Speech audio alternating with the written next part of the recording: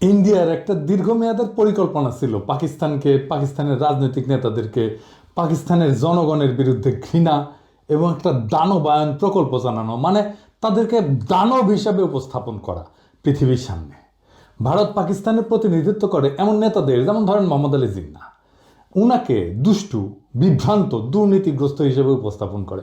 জিন্নার মতো একজন রাজনৈতিক নেতা পৃথিবীর ইতিহাসে বিরল। এইটা ওদের এমন একটা মনস্তাত্ত্বিক কৌশল যে তার শত্রু খুবই খারাপ মানুষ, এইটা প্রচার করা। পাকিস্তানিদের ডেমোনাইজেশন করার একটা ইন্ডিয়ান প্রজেক্ট, এটা তারা আওয়ামী লীগকে শিখাইছে খুব ভালোভাবে। আওয়ামী লীগ একটা বিষাক্ত মূর্খ বাহিনী তৈরি করছে যারা পাকিস্তানি ঘৃণা ছড়ায়। এদের একটা প্রিয় বাক্য পাকি বীর জোহ, মানে এই লোককে জন্ম দিছে যে সে পাকিস্তানি। শেখ হাসিনার কথিত পিতা শেখ মুজিব পাকিস্তানি নাগরিক ছিল না? তার প্রত্যেকটা ভাই বোন তো মুজিবের বীর্যে জন্ম নাকি অন্য কারো বীর্যে জন্ম?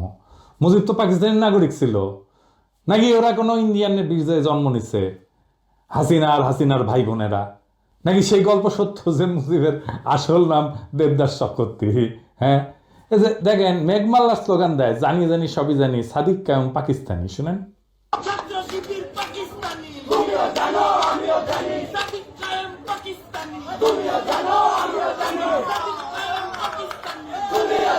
এই মেঘমাল্লারের বাপ পাকিস্তানের নাগরিক ছিল না?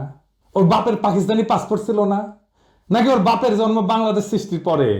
ওর বাপ জন্মাইছিল 1953 সালের 10ই নভেম্বর, তার মানে তো পাকিস্তান আমলে জন্ম নিছে। ওই মেঘমাল্লারের দাদা ও কেন পাকিস্তানে থাকিছিল, ইন্ডিয়া যায়নি কেন? সুযোগ তো ছিল। নাকি পাকিস্তানে থেকেও পাকিস্তানের নাগরিক হইয়াও তারা পাকিস্তানি না, ছাত্র শিবির পাকিস্তানি? তো ছাত্র ইউনিয়ন পাকিস্তানি ছিল না? যে ছাত্র ইউনিয়ন 1969 সালে 25শে আগস্ট বিবৃতি দিয়ে বলছে জামাত ইসলামী পাকিস্তানের অস্তিত্বের বিরোধী। ওর নিজের দল পাকিস্তানের অস্তিত্ব রক্ষায় দিওয়ানা ছিল। পুরো পত্রিকা দেখান ইজিএস সাহেব, পরে আবার কইতে পারে আমরা এডিট করে বানাইছি। দেখান ছাত্র ইউনিয়নের নাম দেখান, ছাত্র ইউনিয়নের নেতাদের নাম দেখান, প্রেসিডেন্ট সেক্রেটারির নাম দেখান। ছাত্র ইউনিয়ন শুধু না, বিপুল বিক্রমে মুজিববাদী ছাত্রলীগও পাকিস্তানের অস্তিত্ব রক্ষায় দিওয়ানা হয়েছিল। এখন পাকিস্তান খুব খারাপ। 1969 সালের 25শে মার্চ আইবর পতন হয়ে গেছে, মানে গণ অভ্যুত্থান হয়ে গেছে। তারপরের ঘটনা, তারপরে এই বিবৃতি দিচ্ছে 5 মাস পরে পাকিস্তানের রক্ষায় দিওয়ানা। তাও তারা পাকিস্তানি না, অন্যরা পাকিস্তানি। হ্যাঁ, কারণ ওই ডেমোনাইজেশন প্রজেক্ট, পাকিস্তানকে ডেমোনাইজ করা। শাসক হিসাবে পাকিস্তান খারাপ কাজ করে না এরকম না, অবশ্যই করছে। আমরা প্রয়োজনে সেটা সমালোচনা করব, কোনো অসুবিধা নাই। কিন্তু যেই কাজটা করে নাই, আমি কি তারে সেই কাজের দায় দিতে পারি? নাকি সেটা দেওয়া উচিত? আর যখন একজন যে কাজটা করে নাই সেই কাজের দায় তার উপরে চাপায় দেওয়া হয়, তখন তো তার উদ্দেশ্য নিয়ে আমার প্রশ্ন তোলা উচিত। আমার তো তখনই মনে হওয়া উচিত পাকিস্তান যদি এতই খারাপ হয় তাহলে মিথ্যা অভিযোগ কেন দেওয়ার দরকার হইল? মিথ্যা অভিযোগ তো দেওয়ার দরকার নাই। যারা কারো নামে মিথ্যা অপবাদ দেয় তাদের সাথে তো কোনো ডিল করাই উচিত না, তাদের কোনো কথা শোনাই উচিত না, তাদের উপরে আস্থা রাখাই উচিত না। আজকে আমরা এমন একটা অতি জঘন্য মিথ্যাচার নিয়ে আলাপ করব যেটা ইন্ডিয়া শিখাই দিছিল, আর সেই একই মিথ্যাচার বিএনপি চালাই যেতেছে আজকেও। সেটা জানতে হলে একটু পিছনে ফিরে যাইতে হবে, সেই 1971-এ। আসেন আগে আমরা সেই গল্পটা শুনে আসি। 1971-এ বীরশ্রেষ্ঠ মতিউর রহমানের গল্প। বীরশ্রেষ্ঠ মতিউর রহমান পশ্চিম পাকিস্তানের করাচির কাছে মাসরুর বিমান ঘাঁটিতে ওই সময় তিনি পোস্টেড ছিলেন। মার্চে যখন যুদ্ধ শুরু হয় তখন কিন্তু তিনি পূর্ব পাকিস্তান মানে বাংলাদেশই ছিলেন। উনি তখন এইখানে ছুটিতে ছিলেন, যখন জয়েন করেন নাই যুদ্ধে। পরে যখন পাকিস্তান এপ্রিল মে মাসের মধ্যে মোটামুটি পাকিস্তানি সামরিক বাহিনী কন্ট্রোল প্রতিষ্ঠা করে, তখন মতিউর রহমান পশ্চিম পাকিস্তান নিজের ইউনিটে চাকরিতে ফিরে যায়। সেইখানে তাকে ইনস্ট্রাক্টর হিসেবে পোস্টিং দেওয়া হয়। তিনি তরুণ পাইলটদেরকে বিমান চালানো শিখাইতেন। পরে 20শে আগস্ট উনি একজন তরুণ পাকিস্তানি ট্রেনি পাইলট, যার নাম ছিল রশিদ মিনাজ, বীরশ্রেষ্ঠ মতিউর রহমানের ইনস্ট্রাক্টর ছিলেন। তার সাথে একটা T-33 বিমান, যেটা পাইলটদের ট্রেনিংয়ে ব্যবহার করা হয়, সেটাতে একসাথে ওনারা ফ্লাই করতেছিলেন। T-33 কিন্তু কোনো যুদ্ধ বিমান না, এটা খালি ট্রেনিংয়ের কাজে ব্যবহার করা হয়। এই বিমানে রশিদ মিনাজের ট্রেনিং ফ্লাইটের সময় মতিউর রহমান ব্যাকসিটে ইনস্ট্রাক্টরের কন্ট্রোল ব্যবহার করে প্লেন নিয়ে ইন্ডিয়ার দিকে রওনা দেন। 71 সালে পশ্চিম পাকিস্তান থেকে অন্য যে সমস্ত বাঙালি অফিসার, যেমন মেজর ডালিম, নূর, কর্নেল তাহের, মঞ্জুর, পালায় ভারতে গিয়ে যুদ্ধে যোগদান করে। ওরা কিন্তু স্থলপথেই পালাইছে। মতিউর আকাশপথে পালানোর পরিকল্পনা করে। আকাশপথে ট্রেনিং বিমান নিয়ে পালানোর সময় রশিদ মিনহাজ তখন যখন আসল উদ্দেশ্য টের পায়, তখন ককপিটের দুইজনের মধ্যে ধস্তাধস্তি হয়, এর ফলে প্লেনটা ক্র্যাশ করে, দুজনেই মারা যায়। ভারতে পাকিস্তানের বিমান নিয়ে যাওয়া, নিজের জীবন দিয়ে ঠেকানোর জন্য পাকিস্তান রশিদ মিনহাজকে তাদের সর্বোচ্চ বীরত্ব সূচক পদক নিশানে হায়দার এটা প্রদান করে। মতিউর রহমানকে বাংলাদেশ বীরশ্রেষ্ঠ খেতাব প্রদান করে। দুইজনই দুই দেশের দুই শ্রেষ্ঠ খেতাব পায়। মতিউর রহমানকে পাকিস্তানে কবর দেওয়া হয়। 2006 সালে বেগম খালেদা জিয়ার অনুরোধে পাকিস্তান মতিউর রহমানের মৃতদেহ বাংলাদেশকে হস্তান্তর করে এবং তার মৃতদেহ এনে দেশে মিরপুরে শহীদ বুদ্ধিজীবী কবরস্থানে দাফন করা হয়। এই পর্যন্ত ইতিহাস বর্ণনায় পাকিস্তান আর বাংলাদেশের পক্ষে কোনো দ্বিমত নাই, দুই পক্ষই একমত এইরকম একটা ঘটনা ঘটছিল। কিন্তু এরপরের কি হইল? এটা জঘন্য মিথ্যাচারের ইতিহাস। বাঙ্গু প্রগতিশীল চেতনাজীবীরা এতই জঘন্য প্রতারক যে তারা হেন কিছু নাই যেটা নিয়ে জঘন্য মিথ্যাচার করে নাই। তারা সব জায়গায় পাকিস্তানিদের জানোয়ারের মতো করে চিত্রায়ন করে ডাহা মিথ্যা কথা চড়াইছে। তাদের গুরু ইন্ডিয়ার শিক্ষাই হচ্ছে মিথ্যা কথা বলা। মতিউর রহমানের কবর নিয়ে একটা জঘন্য মিথ্যা বানোয়াট কথা বাঙ্গু মহলে প্রচলিত। সেটা হইতেছে পাকিস্তানিরা নাকি মতিউর রহমানকে কবর দিয়ে তার কবরের ফলকে লিখে রাখছিল, ইধার শো রাহা হয় এক গাদ্দার, মানে এইখানে এক বিশ্বাসঘাতক শুয়ে আছে।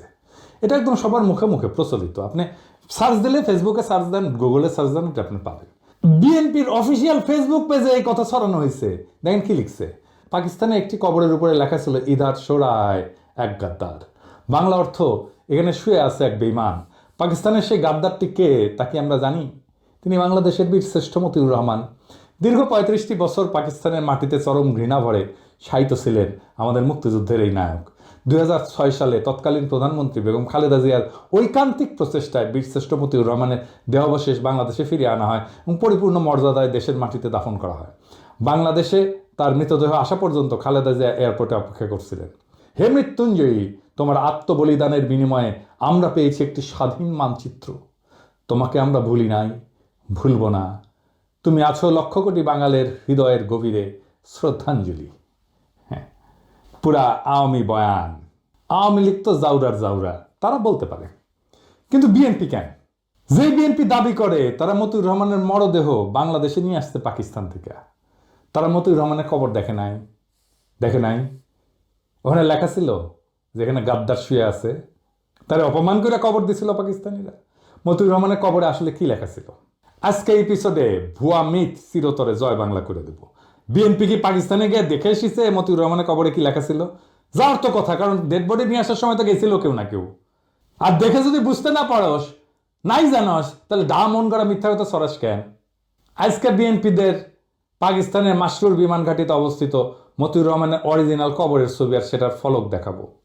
দেখেন, সবাই দেখেন, মার্বেল পাথরের ফলকে যেটা লেখা আছে আরবিতে বিসমিল্লাহির রহমানির রহিম, এর নিচে লেখা নাম্বার 1, র্যাঙ্ক ফ্লাইট লেফটেন্যান্ট, নাম মতিউর রহমান, মৃত্যু তারিখ 20 আগস্ট 1971।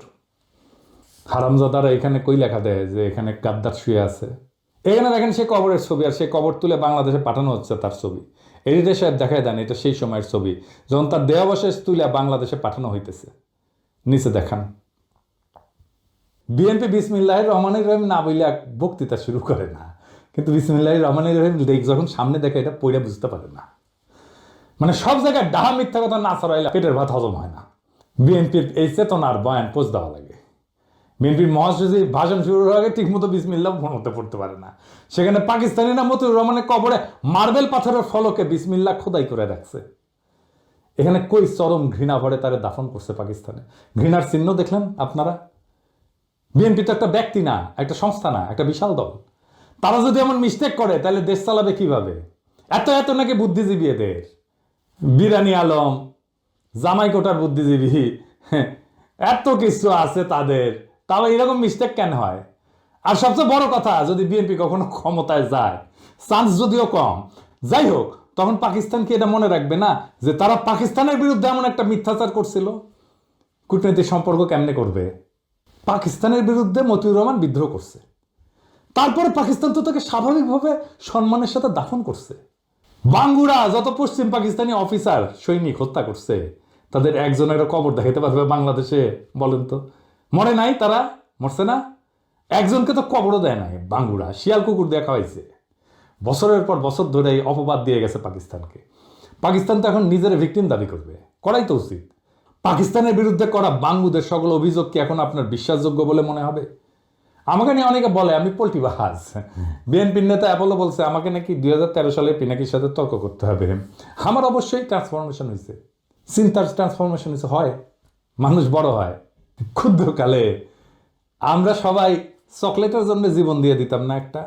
এখন কি দিবেন চকলেটের জন্য জীবন? তো ক্ষুদ্রকালের সেই ইমোশনটা কি ভুল ছিল? আর এখনকার এই প্রজ্ঞাটা কি ভুল? আমার ট্রান্সফরমেশন হয়েছে আপনাদের সামনেই, এমন না হঠাৎ করে হয়েছে, আপনারা দেখছেন। গতকালের ভিডিওতে বলছিলাম না যে আমি সেই গুহা থেকে বাইর হইয়া যখন সত্যের মুখোমুখি হয়েছি তখন আমি হতবিহ্বল হয়েছি। তারপরে যখন প্রশ্ন করা শুরু করছি, যা জানছি এতদিন সবকিছু দেখি সব মিথ্যা, সব ঝুটায়।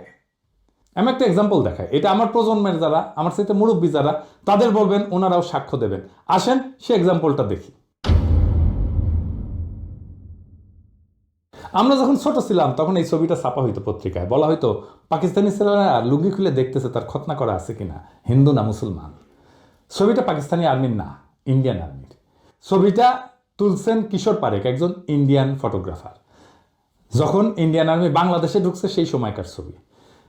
তার একটা প্রকাশিত বই আছে ব্রুটাল বার্থ নামে। এই ছবিটা সেখানেই প্রকাশিত হয়েছিল। ক্যাপশনে উল্লেখ ছিল, ছবির সেনার পরিচয় উল্লেখ ছিল। ছবিটা পিডিএফ অনলাইনে আছে, গুগল করলে পাবেন আর নিজেই চেক করে নিতে পারবেন। তো এইটা যখন আমি প্রথম ফেসবুকে প্রকাশ করি, প্রমাণ হাজির করি, তখন আমার উপরে বাংলার চেতনাবাজরা ঝাঁপে পড়েছিল। আওয়ামী লীগেরা, আওয়ামী বাকশালী প্রগতিশীল নাস্তিক বামেরা আমার পিছে লাগে কেন জানেন? প্রথম কারণ হচ্ছে বামেরা হারে হারে জানে, চিনে আমারে, আমার ক্যাপাসিটি কি, একসাথে রাজনীতি করে আসছি তো ওরা জানে আমি কি জিনিস। তারা জানে আমি কি করতে পারি, আমি কিভাবে তাদের বানানো দুর্গ ধ্বংস করে দিতে পারি সেটা তারা জানে। তারা জানে যে এইখানে কি আছে। তারা বুঝেছিল যে এই লোকটা একে একে এই ভুল ইতিহাসের মিথ ভাঙতে থাকবে, এই লোকটাকে থামানো দরকার।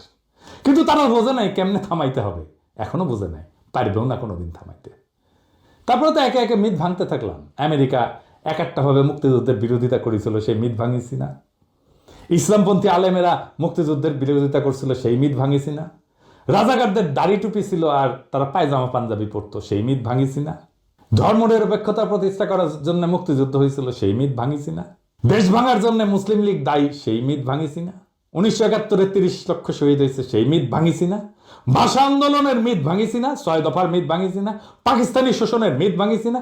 সামনে আরো কাজ আছে। আমি যদি বাইসে থাকি আগামী 50 বছরের বাংলাদেশের রাজনৈতিক বয়ান তৈরি করে দিয়ে যাব ইনশাল্লাহ। কোনো বাঙ্গুর ক্ষমতা নাই আমার ঠেকায়। শুধু বয়ান না, আগামী রাজনীতির গতিপথ তৈরি করে দিয়ে যাব ইনশাল্লাহ।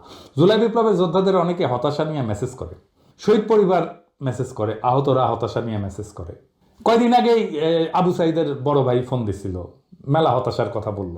আমি সবাইরই বলি, আগামীর বাংলাদেশটা আমি দেখতে পাইতেছি। ওই বাংলাদেশ আমাদের স্বপ্নের বাংলাদেশ, আমাদের শত্রুদের বাংলাদেশ না। ওই বাংলাদেশ নির্মাণের প্রথম ধাপ সকল বাঙ্গু সুশীলদের সামাজিক আর রাজনৈতিক কর্তৃত্ব থেকে উৎখাত করা। আওয়ামী লীগকে আঘাতে আঘাতে ধসায় দিছি কেমনে আপনারাই দেখেছেন না? সেই 2021 সাল থেকে একের পর এক আঘাত করে ওদের সব বয়ান একের পর এক ভাঙিছি। ওরা ভিতর থেকে ফাঁপা হয়ে গেছে, মরালি ওরা নাই হয়ে গেছে, ওর ক্ষমতা আমরা ভিতর থেকে নাই করে দিছি। এইটা 1-2 এর কাজ। এখন এই কাজ আমরা একসাথে করবো আবার আমরা ইনশাল্লাহ। মিথ্যা হইল ক্ষমতার সহজতম অস্ত্র। যখনই সত্যকে পরাজিত করা যায় না, তখনই শত্রুকে ডেমোনাইজ করা হয়, দানবায়ন করা হয়, অদৃশ্য কইরা ভয়ঙ্কর করে তোলা হয়। ভারত পাকিস্তানের বিরুদ্ধে যে প্রকল্প চালু করছিল আর আওয়ামী লীগ যে প্রকল্পকে আত্মস্থ করছে, আজ বিএনপি যে প্রকল্প বহন করে নিয়ে চলছে, কিন্তু মিথ্যার সেই প্রকল্প ধ্বংস হবে। কারণ মিথ্যার সবচেয়ে বড় সীমাবদ্ধতা হইল সেটা ইতিহাসের বোঝা বইতে পারে না, একসময় ভেঙে পড়ে, উন্মোচিত হয় তার শূন্যতা। আজ আমরা এক সীমানার সামনে দাঁড়ায় আছি যেখানে মিথ্যার সত্যের সংঘর্ষ নির্ধারণ করবে আগামীর বাংলাদেশের রূপ। যদি আমরা মিথ্যার শিকল ভেঙে সত্যকে গ্রহণ করি তবে আমাদের রাজনৈতিক কল্পনা হবে মুক্ত। আর যদি মিথ্যার বন্দিত্বে থাকি তবে স্বাধীনতার অর্ধ শতাব্দী পার হয়েও আমরা প্রকৃত মুক্তি পাব না। সুতরাং আমাদের যাত্রা কেবল পাকিস্তান, বাংলাদেশ, ভারতের ইতিহাসের ভেতরে সীমাবদ্ধ না। আমাদের যাত্রা আসলে সত্য এবং মিথ্যার মধ্যেকার এক অনন্ত সংগ্রামের অংশ। আগামীর বাংলাদেশ সেই সংগ্রামের ফসল, যেখানে শাসন আসবে মিথ্যার প্রজেক্ট থেকে না, বরং সত্য, ন্যায় আর জনগণের আত্মমর্যাদা থেকে। মিথ্যার রাজনীতির অবসান ঘটানোই আমাদের মুক্তির প্রথম ধাপ। ইনকিলাব জিন্দাবাদ।